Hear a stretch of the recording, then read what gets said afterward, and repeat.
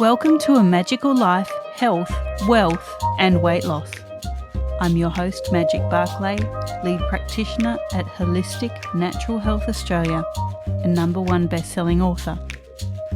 In this podcast, I aim to give you practical tips on how to accelerate and sustain your health, increase your financial, spiritual and emotional wealth, and to look at something that haunts many of us needlessly, weight loss. In some episodes, I'll have guests available to give you even more tips, but in others, the floor is yours. Drop us a line at A Magical Life Podcast on Facebook and let me know what you would like to know more about. Now, sit back and enjoy, because it is time for you to create and truly discover a magical life. Welcome back to A Magical Life. I'm your host, Magic Barclay, and today Sheryl Anjanette joins us. Sheryl is a best-selling author, international speaker, thought leader, and the CEO of Anjanette Wellness Academy. Her 30-year business background intersects with her vast mindfulness training that includes integrative hypnotherapy, NLP, and clinical and advanced certifications in cognitive behavioral neuroscience and stress, anxiety, and self-regulation. She works with individuals, small groups, and organizations to eliminate imposter syndrome and banish burnout. Welcome, Sheryl. Thank you. Good to be here. Great to have you here. And something I didn't mention, you have a new book. What is it called? I do. It's called The Imposter Lies Within. Silence your inner critic, tame your fear, unleash your badassery. Wow, I love that. Now, listen, I'm going to get straight into my standard 3 questions. Everyone gives me such different answers, and I'm really excited about yours. So the first one is, what can your expertise do to accelerate health, not just physical, but also emotional and spiritual health? So really, to accelerate health, whether it's physical or emotional, I think that it's important to start with a vision of what that looks like for you and the belief that you can do it. See yourself feeling good, feeling happy, feeling balanced. See yourself looking the way you want to look. See yourself with the energy that you want to have. So that's the first place. That's what really will accelerate it. Act as if you're already there, and then you can do the things to get there. The actual things you do will depend on what you're trying to accomplish, but the how-to is usually there as long as you have the right questions. As long as you have the right questions and you can see yourself, you envision yourself with that belief. And we'll talk more about imposter syndrome in depth in a moment. But your second question is around wealth. So many people think wealth is just financial, but it can be emotional and personal wealth as well. What are your top 3 tips to creating wealth? Know what that means to you. I mean, if you want to create wealth, what does that mean for you? Just as you said, Magic, is it wealth in terms of love? Do you want that abundance? To me, wealth is abundance, right? Abundance of love, abundance of joy, abundance of peace of mind. I think the most important thing to do is start with what that means for you. And, I think of wealth as abundance. So is it abundance of love? Is it abundance of joy? Is it an abundance of peace of mind? It can be money, it could be that you want to have enough so that if you need to do something, if you need to care for somebody, if you want to take a trip, it's there. You don't have to worry about it. You don't have to think about it. So, that's the most important thing is know what wealth is for you, what the abundance piece looks like for you. So that's the first thing, knowing what wealth means for you. I guess another couple of tips from you on how we can achieve that. Well, the way to achieve anything like knowing for yourself is to ask enough questions where you're uncovering and discovering. I never start with one question. It's almost like at least a series of 3 questions. What is your belief about that? What does that mean to you? Oh, really? And what does that mean? So if you say you want an abundance of love in what area? Is it your relationship? Is it with your children? Is it family? What does that mean, an abundance of love? How does it make you feel? What happens in your mind, in your heart, in your body? What changes in your life for you? I want to know what the full picture is. Not I want to know. I want you to know, because you're the one that's on this journey. You know, what you want, what you're seeking is different than what I would be seeking. So as you're looking at this and what does that mean to you, ask more questions, dig deep, uncover, discover, be like Sherlock Holmes, you know, because then you're going to get to the heart of it. And I'll bet you that at the heart of it, there is a subconscious belief. There is a belief that your conscious mind in that first question did not see. You know, it could be a belief that you don't deserve it or you're not worthy. It could be a belief that you can't get it because you've never had it, you know, or people like you don't get that kind of wealth or that kind of love. So at the core of that, there is a belief. And we want to get to that belief because beliefs are changing. Fantastic. And our final question is around weight loss. So many people battle with their weight. Have you ever battled your weight? If so, how did you win the battle? And what can you offer the listeners who might be on this journey? Yes, I have. You know, I came from a family, and let's talk about physical weight, because I think there's emotional weight and there's both, and sometimes they're intertwined. So let's talk about the physical weight. Both of my parents were obese growing up. My mother was extraordinarily obese, so she wore the big tent dresses. My father was just a husky guy. So I had to be really, really like, you know, I was just kind of marinated in that. I was always very thin. I didn't eat much. I didn't really care that much about food, but my subconscious mind was seeing certain behaviors, if that makes sense. So that totally makes sense. How did you, I guess, distinguish the weight that your mother had as not being part of your life? I think many of us as women, you know, we see what our mothers are going through and we just think that's the way our pathway is going to be. You know, for some reason, it wasn't a conscious thing, but subconsciously, I do realize this now as an adult that I never felt like I was part of that. I felt like I always felt I was so different from my family. And so I was just very, very quiet. I didn't say anything, but it did come to get me. I mean, there were periods in my life where I remember having a trauma in my late teens and in my first year of college. And I gained, you know, like we say gain, lose. I hate to use those words with weight, but, you know, I took on 20 pounds, whatever that is in kilograms, depending on where you're listening. And that's a lot. You know, I'm a tall girl, but that's a lot. And then I was able to let it go and reset that. But there was some emotional eating, and I realized that I witnessed that. You know, that was part of my conditioning. And so now I just have to watch it. I pay attention to unconscious habits, you know, that I realize I picked up. And then as far as the other type of weight, I think weight is often the emotional weight. You know, it's not always, but usually our emotions are part of that. So like I say, everyone's different. But it was that emotional weight. And that's what I work on with people today as a hypnotherapist. I help them to release that emotional weight. And sometimes also the physical weight, you know, the two go together, but releasing the trapped emotions, the heavy emotions that were unexpressed, that had been repressed. Some great stuff there. Now let's talk imposter syndrome. Many of us have it. I'm aware that I have it. And, you know, it can stop us. It can, I guess, rear up as I'm not good enough. I don't know enough.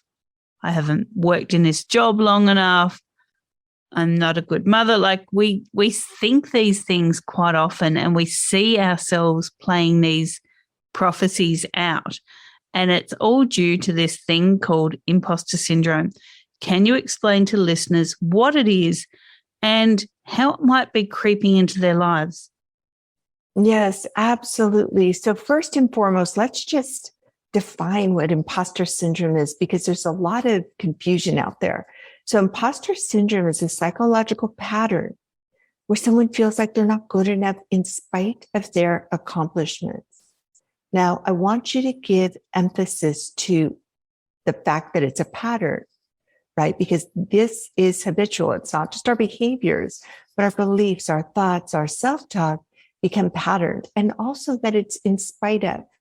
In other words, there's a disconnect between our actual accomplishments and how we feel about them, between reality, you might say, and perception.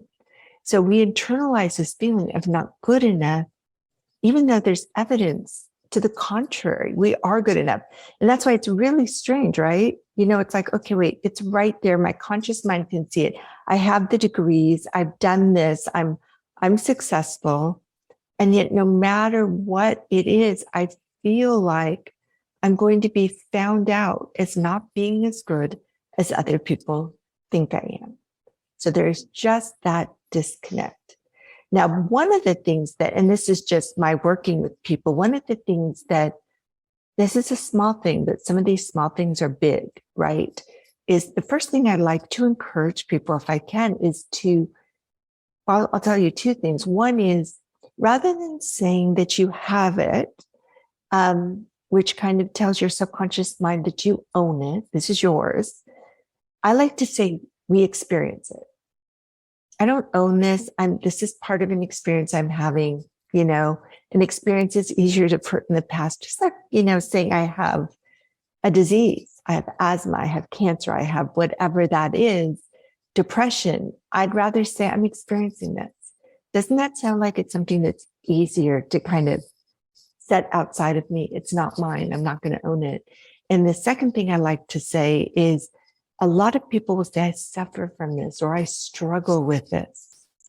And I would say this about anything. It's not that you don't. It's not that there isn't real struggle there. It doesn't, maybe it does feel like you're suffering, and maybe there is real suffering. But again, our subconscious mind is always listening. So if the goal is to get past this, to put this in the past, it's really helpful. I invite people to, I never say you have to do anything or you must do anything, but I always invite people to say you're experiencing this. So you'll always hear me say, I used to experience imposter syndrome, or the experience of imposter syndrome as an example, if that makes sense. Yeah, some great distinctions there. Thank you. So what predisposes people to experience imposter syndrome? Is it societal? Is it media? Is it our idea of what success should look like?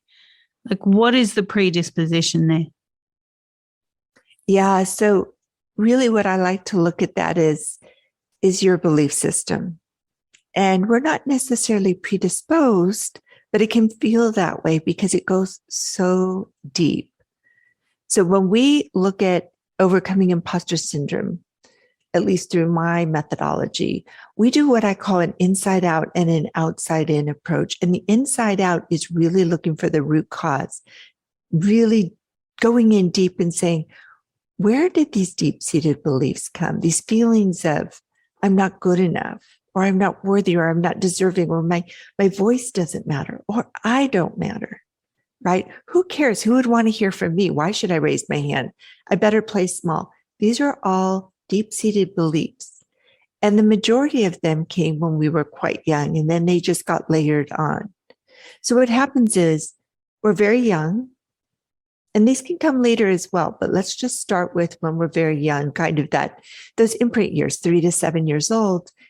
And we have our experiences, but it's not so much the experience, but the meaning we gave it, the interpretation we had at that age and at that stage. So I'm 3 years old, or I'm 5 years old, and something happens and I think, ooh, I'm not good enough, right?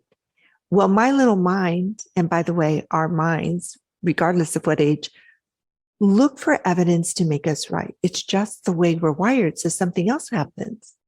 And I think, oh, there it is. You see, I'm not good enough. And it layers on and layers on. Add to that, that our minds are wired with a negative bias. So if it's something that is negative, I'm going to latch on to it even more because our minds simply haven't, that primitive part of our mind simply haven't evolved. Our brains are looking to keep us safe. Our minds are looking to keep us safe. So I'm going to always have that threat alert of what is negative, what could be wrong, what could be a threat. And my mind is going to give more weight to that. So I start to layer this on and layer it on. Oh, something else happens. You see, I'm not good enough. Oh, you see, nobody cares. Nobody cares what I have to say, or I shouldn't speak up. Children are meant to be seen, not heard, that sort of thing. Does that make sense? And so we're not necessarily predisposed, but in a way, you know, as I think about it, Magic, in some ways you could almost say that we are, just because our minds are wired towards the negative. And yet many people come out of childhood and still don't have that disconnect. You know, they may think, maybe I'm not good enough, but I am good enough. And that confidence is quite strong. So it's not that everyone experiences this. It's just very, very common. Something like now 85% of people experience this. That's some pretty shocking statistics there. I mean, 85% of people are walking around thinking they're not enough. That's actually quite sad. Yeah, it really is. Now, add to that with imposter syndrome, obviously we have to get on in the world. We have to, you know, go through life, have our career, our families, you know, go out in the world and create these different relationships. And so we learn, we pay attention and we learn what to say, how to be, how to feel our fear and do things anyway, at least some of the time or most of the time, you know, even when we're afraid. And so what happens is we sort of put on our confidence suit and we go out there, but inside we feel like we're a fraud. We feel like we have to hide from the world, that we're really not that good, that we're kind of acting. The world doesn't see us that way. It's not that we're actually an imposter, and it's not that other people think we're an imposter. It's that we feel like we're the imposter. That's very sobering, that thought that so many people think they're imposters. Now, what led you to writing the book? Is it just from your practice, from your experience? Why do you think this information is so important to get out there? Well, you know, I worked in the business world for, 30 years, and I've been the entrepreneur 3 times. I've had successful businesses. I've been in the C-suite, and you never get to the C-suite. You don't become an executive if you haven't had all the positions. So I've been around business, and I was always very interested in corporate health. I like to see people succeed, and I like to see people enjoy what they're doing, really thrive. So I did this deep dive into the healing arts many years ago, and I'm an integrative hypnotherapist, and you mentioned all of this, NLP, et cetera. And so at the time, I was really working with people to help them with manifestation, in the business world, in their entrepreneurial life. And as I was going through, we were looking at kind of the ways most people look at manifestation, but I put my gap analyst hat on, and I would say, listen, we're always manifesting. That is just that we're calling in whatever we're putting out there, the energy, the thoughts. But are you manifesting by design or by default? And as I looked at this, most of the people that I was working with felt like they were doing all the things. They were all the things, thinking the right thoughts and saying their affirmations, and yet they were calling in more of what they already had or the opposite of what they wanted, really manifesting haphazardly. And as I looked at imposter syndrome, I said, that's the foundation. That's where the cracks are. These deep-seated beliefs of not good enough, not worthy, not deserving at the conscious level, which is really only 10% of our total consciousness. We can feel like we're saying the right things and doing all the right things. But if we have an internalized feeling and kind of hidden thoughts and self-talk that are out of alignment with that, we're just sending mixed messages. So I looked at this. This is actually something I really talk about in the introduction of the book. And I thought, you know what? We need to fix the foundation before we can build the house. This is where attention is needed. And so I started to do a lot of market research. And in my market research, it wasn't just looking at what other people had found. I certainly did that, but I was on an audio app. I was opening up rooms. I was bringing in panels, and I had people coming in, and I was just listening, asking a lot of questions. And that is how I came to this holistic methodology, because I didn't see it out there. It seemed so obvious to me. And yet I didn't see anyone taking kind of this really holistic, comprehensive approach to get past this. It was frustrating for me, because I would hear people say, well, imposter syndrome, yeah, everybody has it. And you just have to live with it. And you should just normalize it. It's just normal. You're never going to get over it. And I thought, no. I don't believe that. I'm stubborn. There has to be a way to get past this. There's no reason that we should have to live with this, because it's painful. It is. And I have seen in my own experience some of the most successful people still doubting themselves. And, they have everything. It's almost like they're Midas with the golden touch. And yet they still feel less than. They still feel like they're trapped within. It's quite scary when you can see that. It is. And somebody's saying, oh, but look, you're good. You have all this. It doesn't do anything, because the subconscious mind, those beliefs are so, so strong, and they're so deeply buried, and there's so much suppressed emotion around it. And we just are unaware. So to really get past that, and by the way, when you say really highly accomplished people, listen, Albert Einstein, Tina Fey, Sheryl Sandberg, right? Maya Angelou, Oprah Winfrey. I mean, the list goes on, 85%, but these are not just beginners. These are highly accomplished people, CEOs, celebrities, thought leaders, world leaders, and you and me. So it's pervasive and it's common, but it should not be normalized, because as soon as we normalize something, we create a set point.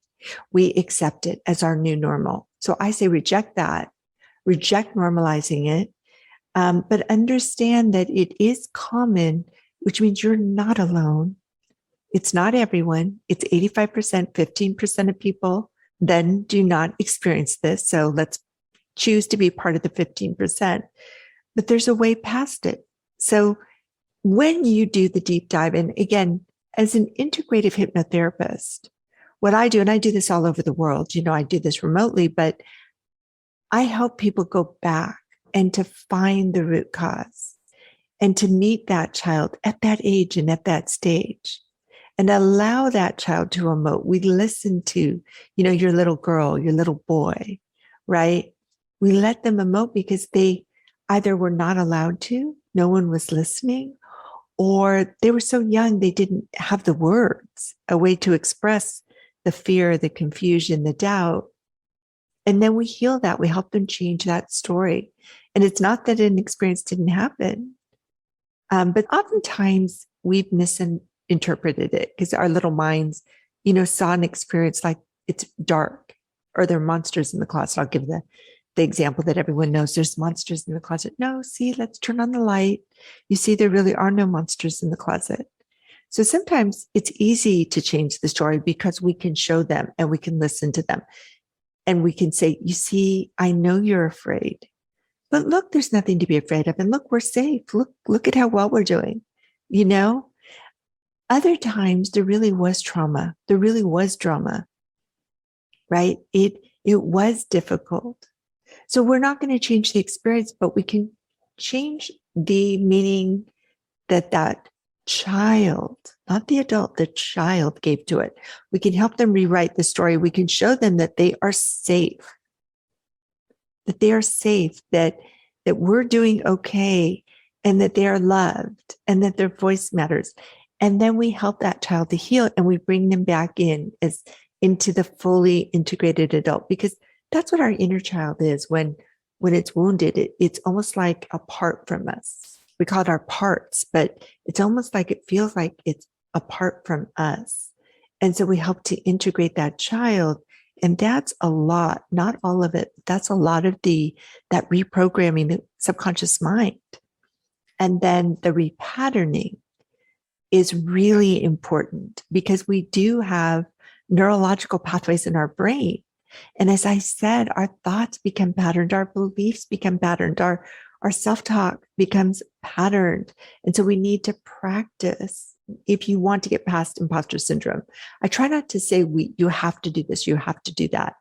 I don't believe in superlatives, but I invite people that really do want to get past it to understand that repatterning can take some time. We have to create new neurological pathways in the brain, and we have to let the old ones sort of become extinct. So it's a matter of practicing, catching the thoughts, changing them, catching the self-talk. I actually go back and I do a whole belief reset, which is clearing old beliefs and replacing them with new ones, and letting them really root in.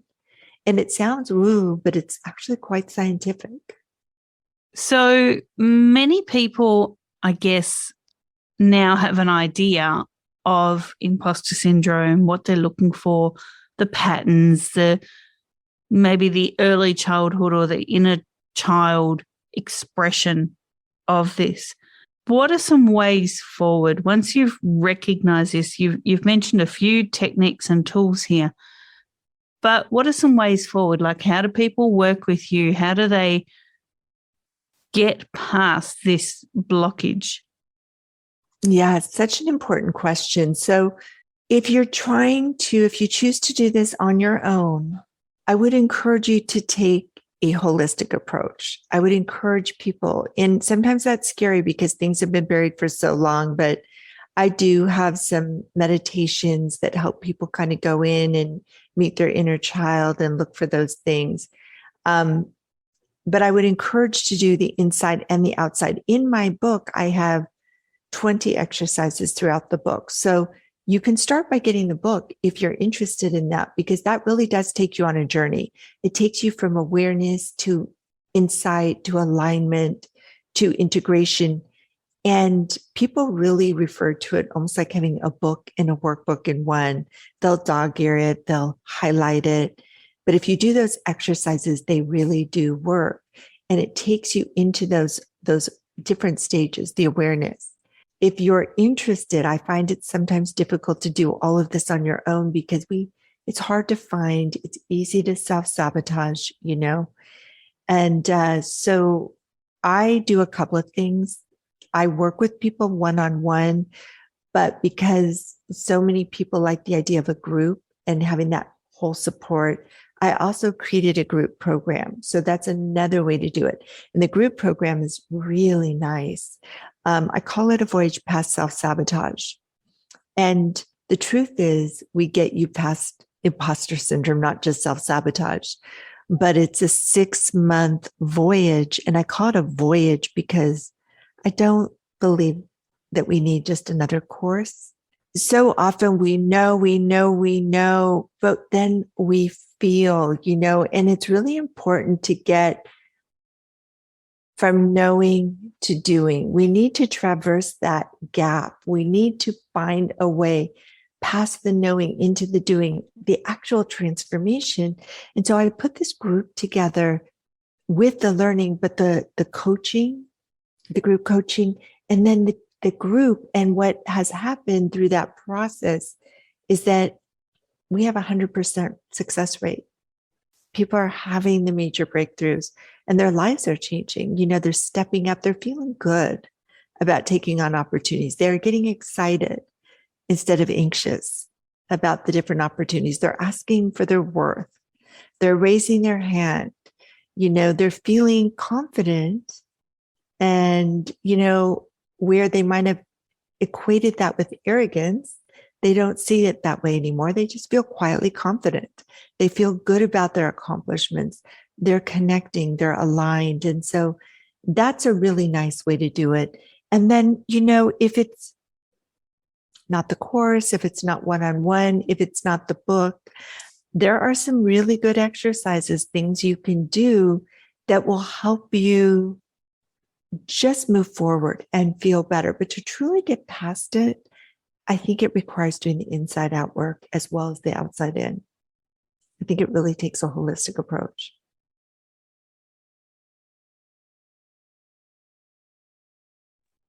Fantastic. Now, people can find you at SherylAnjanette.com. You're also Sheryl-Anjanette at LinkedIn. You're on Instagram and Clubhouse at Sheryl Anjanette. Now, you did mention a few little gifties there before. So where can people find these freebies? Is that on your website? Yeah, so I do have some freebies. I have a quiz. So if you want to take the imposter syndrome quiz, you'll immediately get not only your score, but some strategies in your inbox. That's available on my website. I have an ebook also available on my website called Unlock the Secret Code to Your Subconscious Mind. The book itself is not free, but it's low cost. So you can go to Amazon anywhere in the world. And depending on what you get, whether it's the paperback, the hardback, the Kindle version, the cost is, at least in dollars, is anywhere from, I think, $12 to maybe $28, depending on which one you get. And then through my website, you can also inquire about working with me or anything else that I offer, certainly. Fantastic, Sheryl. Thank you so much for joining us. This has been a really great, juicy interview. So I love it. Oh, thank you. Thank you. I'm so honored to be with you. And listeners, thank you for your time. Don't forget to leave us reviews on Spotify, Apple, wherever you're listening to us, and head on over to our Facebook page, which is at A Magical Life Podcast. And for now, go forth and create your magical life. Thanks for listening today. Please subscribe to hear future episodes, leave a review, and share this podcast. You can follow us on Facebook at A Magical Life Podcast or at Holistic Natural Health Australia. That's holistic with a W. You can find us on Instagram at Holistic Natural Health or at www.holisticnaturalhealth.com.au. That's where you'll access all sorts of articles, freebies, and more.